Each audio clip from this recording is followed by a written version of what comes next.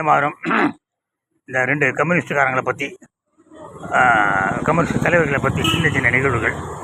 ஒரு நாள் நான் எங்கள் அப்பாவோட ட்ரெயினில் ஏறினேன்.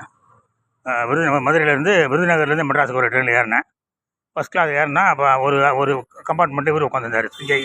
சஞ்சீவையாவா ஒரு ஐயா, ஒரு சங்கரையான்னு ஒருத்தர் உட்காந்துருந்தார். உடனே எங்கள் அப்பா பார்த்துட்டு என்னப்பா சௌக்கியமாக இருக்கியா அப்படின்னாரு.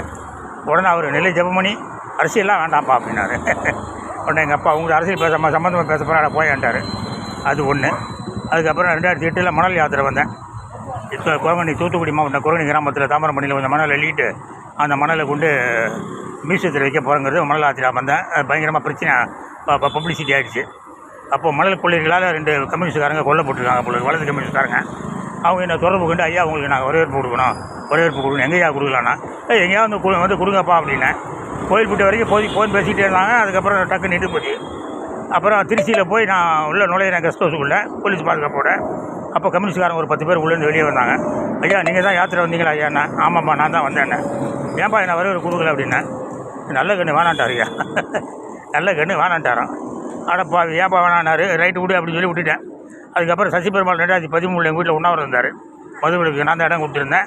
ஜெயலலிதாவுக்கு பயந்து யாரும் இடம் கொடுக்க மாட்டாங்க, நான் தான் இடம் கொடுத்துருந்தேன். அவர் உடனே வந்தார், நல்ல கண்ணு அங்கே வந்தார். ஐயா ஏன் நீங்கள் இந்த மணல் யாத்திரைக்கு வரவேற்பு கொடுக்க வரலன்னா? அப்பா நான் வந்து ஊரில் இல்லைங்க அப்படின்னாரு. நீங்கள் ஊரில் இல்லைன்னா உங்கள் கட்சிக்கார 4 பேர் வரவேற்பு கொடுத்துருக்கலாம்ல, பாருங்கள் மணல்லாம் போச்சு பாருங்கள் அப்படின்னேன்.